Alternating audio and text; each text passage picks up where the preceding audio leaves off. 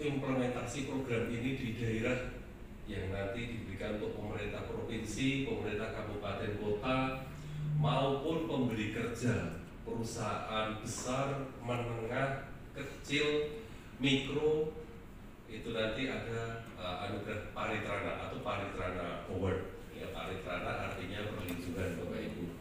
Ya, perlu kami sampaikan bahwa kalau secara normal, ya secara normal diperbandingkan, ada satu keunggulan yang ada di wilayah kita di Provinsi Kepri, yaitu coverage.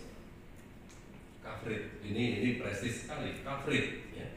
Coverage secara prosentase mungkin daerah kita termasuk salah satu yang tertinggi menurut Pak Klinik ya. Ini sehingga untuk KAS memenangkan Paritrana sebenarnya cukup terbuka untuk kita. Ya. Ada beberapa hal yang memang harus dipenuhi nantinya, karena itu menjadi salah satu tolok ukurnya juga. Di antaranya yang saat ini belum kita miliki itu adalah kriteria regulasi. Ya, regulasi terkait dengan perda. Ini yang poinnya tertinggi. Sampai hari ini kita belum memiliki. Itu baru satu yang sudah diinisiasi dan sudah menjadi draft final, tinggal dibahas untuk paripurna di DPRD, itu di Anambas. Dan kebetulan pula untuk di Anambas ini coverage-nya luar biasa, sudah lebih dari 81%. Ini adalah angka yang sangat luar biasa, mengingat nasional hanya di kisaran 30-40%. Ini adalah suatu prestasi, ini adalah satu bukti bahwa program ini sudah terimplementasi dengan baik di wilayah Kepri. Meski demikian, kita tidak pernah berhenti, karena ini adalah hak rakyat seluruhnya. Masih ada sisa, masih ada yang belum, kurang lebih hampir 50% kalau sekepri itu belum menjadi peserta kita, 40 sekian persen. Itu masih cukup besar. Ini adalah hak mereka, kita tetap harus selalu bergerak untuk maju, untuk bisa menjangkau keseluruhan. Perlu dukungan dari Bapak Ibu semua, khususnya dari Panitia 9, untuk mendorong peran aktif seluruh elemen yang ada di pemerintah maupun yang ada di masyarakat, di pemberi kerja Apindo maupun untuk wakil pekerja yang ada di tripartit, supaya memang betul-betul negara mampu hadir untuk menjamin kesejahteraan rakyat pada saat itu dibutuhkan. Karena memang BPJS Ketenagakerjaan programnya saya yakin sebenarnya super cantik. Ini adalah salah satu pengaman terhadap kesejahteraan rakyat. Kalau dibilang jaring pengaman sosial, oke. Program ini adalah mencegah munculnya kemiskinan baru secara mendadak, karena pencari kerja yang jadi peserta kita itu adalah tulang punggung ekonomi. Kalau ada sesuatu pasti ada yang nanti ada yang bisa kita berikan untuk bisa dimanfaatkan oleh keluarga yang tinggalkan. Selain sosial juga pengaman ekonomi, keberlanjutan ekonomi keluarga. Kalau ada sesuatu yang butuh pemeliharaan, misalnya ada kecelakaan membutuhkan biaya, kami tanggung seluruhnya. Ekonomi keluarga itu tidak terganggu lagi, masih sekurang-kurangnya sama dengan kemarin, karena tidak dibebani lagi dengan pembiayaan. Yang ketiga, juga untuk menjamin keberlangsungan pendidikan. Ada salah satu manfaat yang baru, itu manfaat beasiswa.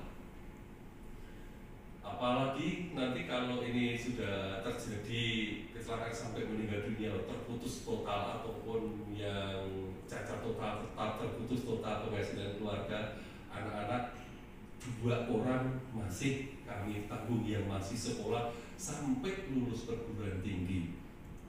Moga-moga ini menjadi salah satu hal yang memang merupakan implementasi dari program negara, misi negara, baik pemerintah pusat sampai daerah, itu bisa hadir kepada rakyat.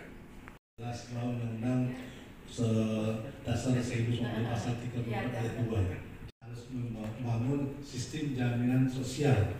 Nah, terkait dengan itu bahkan terakhir ini Presiden juga sudah melakukan Kepres ya, tentang impres tentang bagaimana implementasi daripada jaminan sosial ini, terutama ketenagakerjaan. Kalau kesehatan nanti lah, mungkin Pak Rudi yang berbahas kalau BPJS Kesehatan. Kemendagri juga sudah mengeluarkan edaran ini yang terkait dengan ini. Karena itu sebenarnya bahwa silakan Bu, di semua sisi kehidupan itu bukan kerja mudah.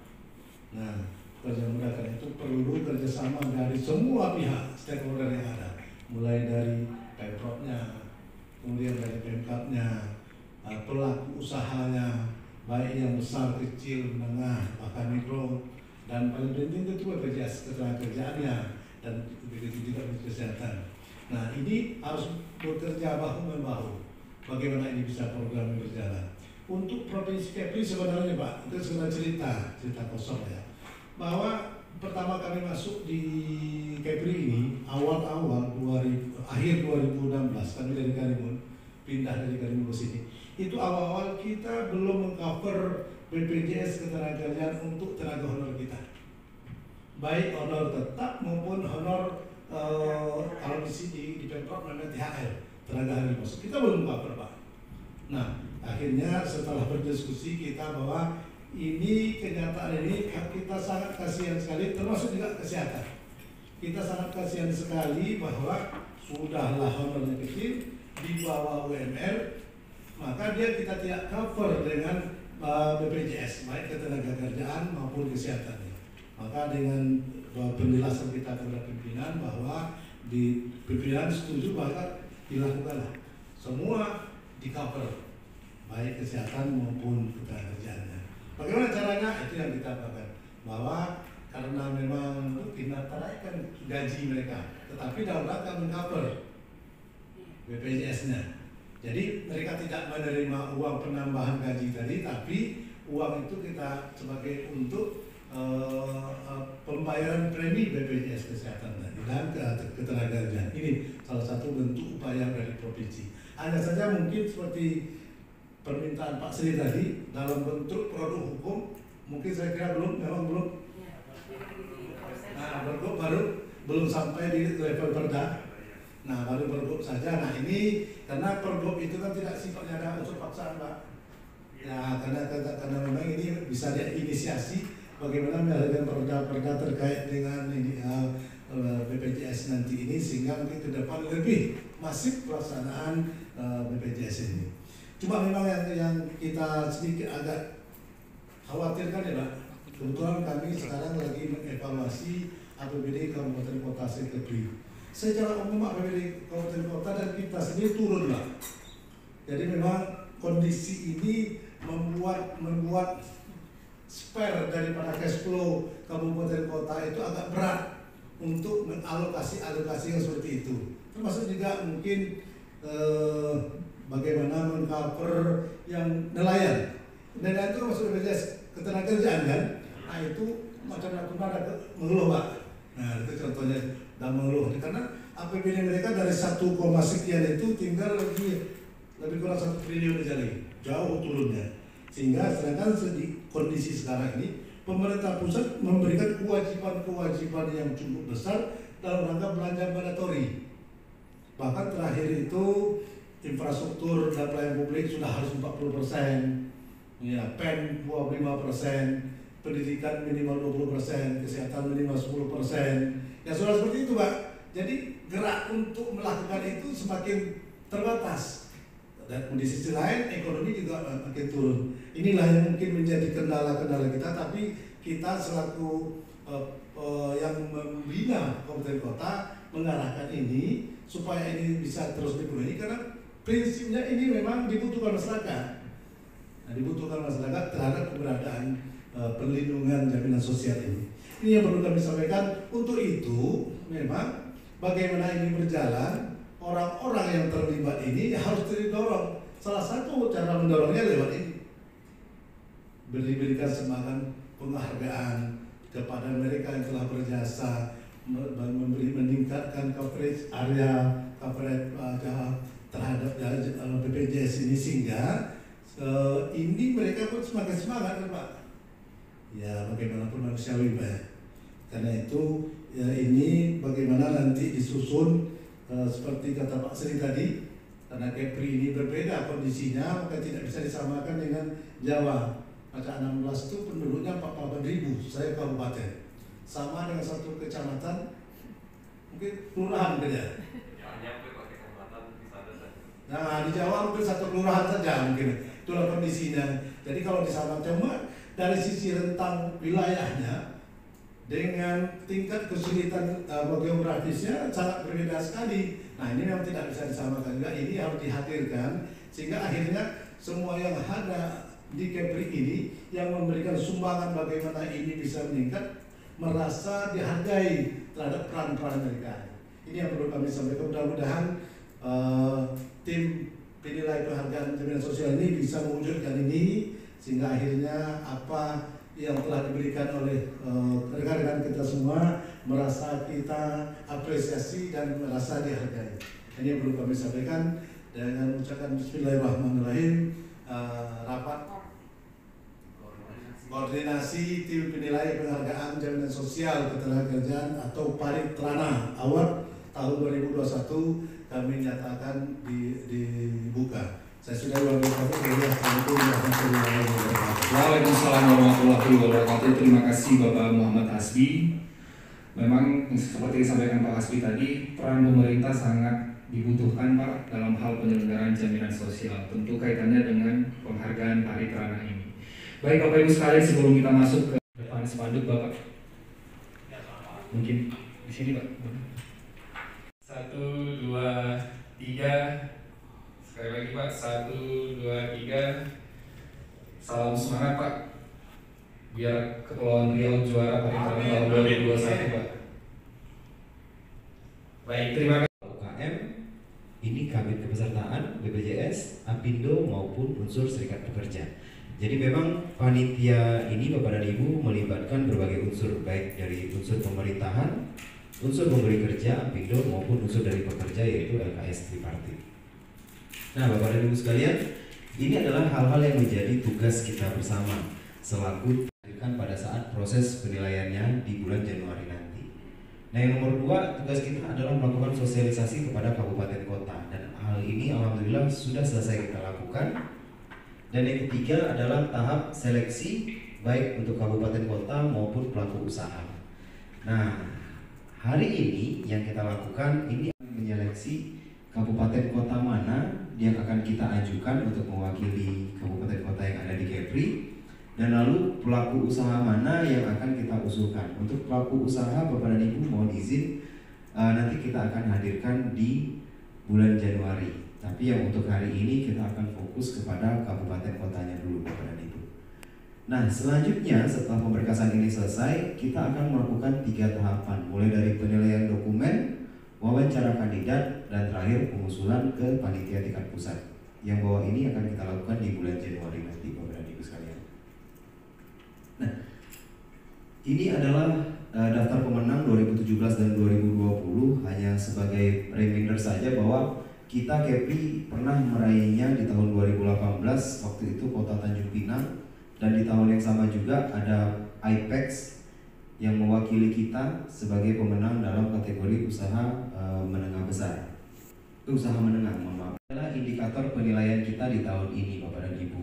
Di meja Bapak Ibu juga kita sudah lampirkan data Excel terkait dengan glosarinya, penjelasan dari setiap indikator ini. Kalau tahun 2020 adalah wawancara. Nah tahun 2021 ini hanya ada 3 buah indikator seperti yang tadi disampaikan oleh Pak Sri. Ada regulasi bobotnya 5% dan ada wawancara yang bobotnya 20 poin. Menurut saya pribadi, Bapak Ibu sekalian, penilaian ini tuh sedikit menguntungkan kita karena ada persentase coverage yang bobotnya itu bahkan 20%. Nah ini kita di Kepri ini alhamdulillah Bu, Yang paling sedikit itu Lingga sebesar 42%. Tapi untuk Natuna dan Anambas, kalau kita bandingkan dengan data BPS, itu coverage-nya untuk penerima upah itu sudah 100%. Batam itu sudah 44%. Gitu. Nah, jadi secara keseluruhan, Kepri kita masih di angka 60%-an Pak, untuk penerima upah. Secara rinci, ini adalah detail kriteria penilaiannya, Bapak Ibu sekalian. Dia terbagi dua Pak, bobot 15 itu 9-nya untuk konten, 6-nya itu untuk bentuk. Alhamdulillah kita di provinsi itu sudah ada Pergub. Desember ini mungkin perdanya sudah selesai, jadi kita baru ketemu dengan anggota DPRD Anambas, infonya Desember ini sudah bisa selesai Bu.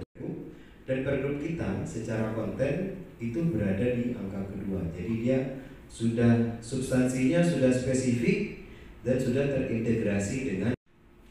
Jadi untuk kalau kita simulasikan mungkin bisa dibantu Mas. Tunggu. Data yang kami dapatkan Bu, yang kami perbandingkan dengan data BPS, itu di provinsi kita ada di angka 49% untuk penerima upah. Dari bobot 20 kita bisa dapat nilai 9,8. Nah, untuk BPU ini yang masih sedikit agak jauh. Jadi persentase coverage kita untuk BPU secara provinsi itu ada di angka 14%. Maka estimasi kita ada di angka 2,8 untuk nilainya Bu. Begitu. Nah, yang berikutnya ini adalah kontribusi Pemda terhadap perlindungan pekerja rentan dan relawan COVID. Kami mohon izin Bu, terkait yang ini Bapak-bapak sekalian, kami mohon izin, ini masih dalam pencarian data oleh kami, Bapak Ibu. Jadi kami masih mendata terkait perlindungan relawan-relawan COVID maupun pekerja-pekerja rentan yang ada di wilayah Kepri. Khawatir Pak, kami terlalu buru-buru malah terlewat Pak yang sudah terlindungi gitu. Jadi ini akan kami sampaikan di kemudian hari. ASN di wilayah Kepulauan Riau. Alhamdulillah Bu, kita di Kepri, kalau di provinsi Kepri-nya semuanya insya Allah sudah terlindungi Bu. Bahkan yang untuk PTK ASN-nya, pegawai honorernya. Pada saat kami mengusulkan permohonan penganggaran, kami menetapkan angka 50.000 nelayan Pak. Karena sekaligus minta penganggaran, sekaligus kita bisa nyasar di Parikrana Award tahun 2021. Mudah-mudahan ada Pak. Gitu Bapak Ibu sekalian. Nah, ini untuk penilaian dari sisi tingkat provinsi Bapak dan Ibu. Kira-kira dengan penjelasan tadi kita berada di angka berapa Mas Teguh? Nah, nilai kita ada di angka 52,6 dengan catatan belum masuk angka pekerja rentan. Pekerja rentan yang COVID tadi Pak, yang masih kita mau hitung dulu gitu.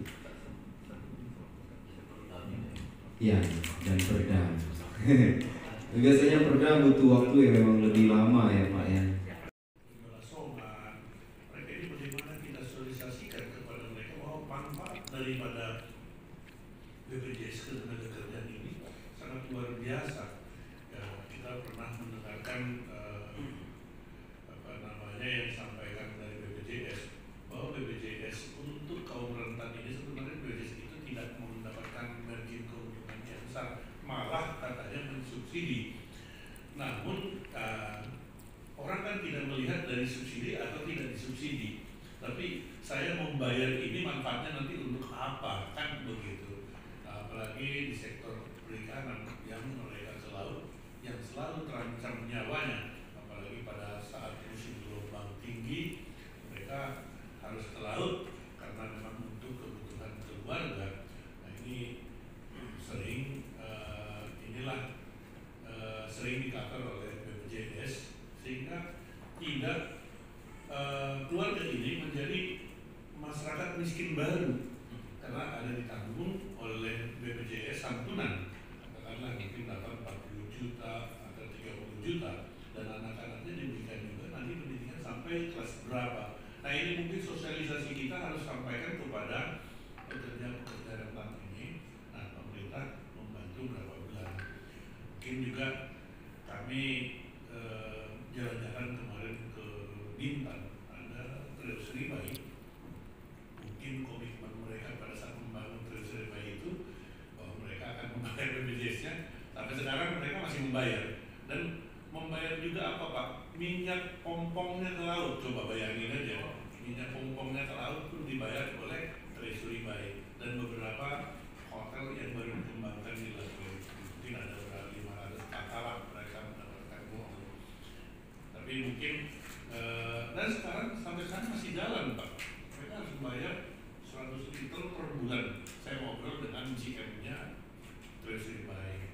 Jadi ya mungkin pokok ya bisa masuk, kemudian bersama dengan BPJS bagaimana caranya BSKDP bisa bersama dengan BPJS sehingga masyarakat di lingkungan itu bisa mendapatkan bantuan tidak yang di selama itu Pak, selama 12 bulan Pak. Nah itu saya kemarin ngobrol dengan GM-nya, makanya saya tanya ke perusahaannya dari pemerintah, ini belum tentu benar nih sih, ada ditambah dari bumbuin gitu, tapi kalau GM-nya saya yakin seperti itu. Di Batam juga saya kira bisa juga kita kerjasamakan ya, karena perusahaan-perusahaan dan kapal itu juga banyak mengeluarkan apa mereka anggaran mereka. Kesehatan, dikasih apa lagi keuangan tadi dengan DKP, karena sasarannya mayoritas untuk di Kepri ini kan nelayan.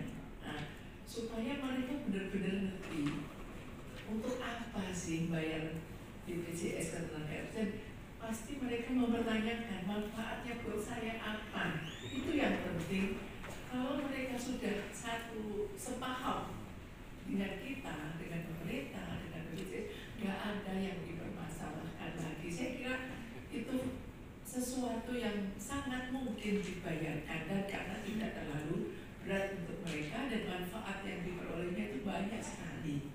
Saya kira lah sosialisasi ini kan bisa melalui berbagai media Pak, media tatap muka, media elektronik, media cetak. Itu saya kira mohon nanti direspon usulan saya untuk sosialisasi, mungkin masih mungkin enggak gitu. Sebab untuk mengcover 50.000 yang dipersyaratkan untuk provinsi ini harus ditunjang dengan sosialisasi. Nah, kebetulan ada media di sini, media elektronik, mungkin saya lihat media cetak juga harus diberikan informasi yang cukup untuk mereka. Kemudian untuk coverage disosialisasikan dan bedanya apa, kemudian besarannya yang harus diketahui oleh para calon peserta ini Pak. Kemudian kontribusi Pemda terhadap perlindungan pekerja tadi di Pak Manggara sudah nyerempet sedikit. Mungkin bulan pertama dalam 1 tahun ini mungkin di-cover oleh pemerintah, tapi untuk tahun 2022 ini kan belum 2021 belum. Tapi mungkin karena mungkin kita sosialisasi, saya kira mungkin bisa nanti kalau Pak Gubernur pun dibuat mengerti tentang hal ini, sehingga komitmennya pemerintah itu ada untuk mengalokasikan anggaran untuk ini Pak. Mungkin di masyarakat kan ini ada targetnya cukup besar, 50.000 nih, ya kan 50.000. Ya betul. Kami memandang mungkin terjadi kebingungan sebenarnya di masyarakat itu antara saya sendiri ini, mohon maaf kalau saya salah, ada antara BPJS Kesehatan dan BPJS Ketenagakerjaan. Nah, di bawah itu kebingungan sepertinya mereka. Saya sudah ikut BPJS kok. Kok ditanya lagi gitu. Nah, ini mungkin PR-nya nih gitu, bahwa masyarakat itu mereka merasa sudah ikut BPJS gitu, padahal yang dia ikut BPJS Kesehatan gitu kan, karena tiap mereka ke puskesmas atau ke rumah sakit harus ada BPJS Kesehatan kalau untuk istilahnya untuk memperingankan beban mereka gitu ya. Sebagai jalan setengah hati gitu. Padahal ini serius saja masalah ini. Omongannya luar biasa. Jadi itu saja, kita berharap dari pemerintah juga serius sekali gitu. Terima kasih. Terima kasih. Untuk pembangunan bandara. Itu Bu, sudah membayarkan ke kami 1 tahun kemarin 86,87 juta. Itu untuk iuran dalam setahunnya.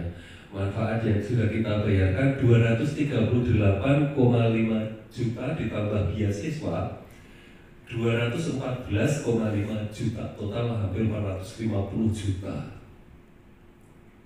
Itu berarti sekitar 5 kali lipat kami bayar dari iuran yang dibayar mereka keseluruhan. Pergi kami Bu kalau mau untung rugi. Ini perintah negara, perintah undang-undang, kami harus tetap jalan di sini. Kami tetap intent untuk mengakuisisi lebih banyak, termasuk nelayan. Nelayan ini salah satu kontributor besar untuk pembiayaan kami. Itu sehingga tadi Ibu dari Kesra menyampaikan bagaimana ini sampai pada masyarakat, informasi dan lain sebagainya. Kalau yang tatap muka memang ini yang sementara bisa kita lakukan, tapi intensitasnya tidak tinggi Bu sementara. Karena di tempat kita yang kepulauan demikian ini high cost. Coba kami harus ke Lingga, ke Anambas, tak bisa sehari Ibu, tak bisa 1 orang. Kami lakukan seperti ini. Dan kalau yang di darat teman-teman di Batam hanya wilayahnya 1 Batam, sehari bisa keliling 5 kali. Pulang biayanya tak sampai 500.000. Kami ke Lingga sekali jalan 22 juta Bu. Anambas sekali jalan 25 juta. Makanya kalau intensitas yang kita lakukan terkait tatap muka langsung terus terang tidak efektif, tidak efisien. Dan tingkat bawah karena memang di sampai ke keluarga. Jadi satu dasar wisma itu 10 keluarga. Begitu. Nah, jadi kalau memang PKK mau diajak ikut berkolaborasi, insya Allah kami siap. Tinggal nanti kita siapkan MOU seperti yang sudah dilakukan oleh institusi yang lain. Gitu. Jadi nanti sekalian kita sosialisasi yang lagi marak adalah stunting, mungkin sekalian juga kita memberikan masukan sosialisasi tentang BPJS ketenagakerjaannya. Karena kan PKK itu sebenarnya bukan urusan perempuan Pak, tapi bagaimana urusan kesejahteraan keluarga. Yang di situ ada bapak-bapaknya, termasuk Pak Oktarian ini. Pelaksanaan rapat koordinasi bersama tim 9 pada hari Kamis. Hasil diskusi bersama ketiga, peningkatan coverage kepesertaan BPJS Ketenagakerjaan di Provinsi Kepulauan Riau sebagai salah satu kriteria Paritana Award. Mohon izin mewakili Bapak Asisten Bidang Pemerintahan dan Kesra Ibu Eko Mawati.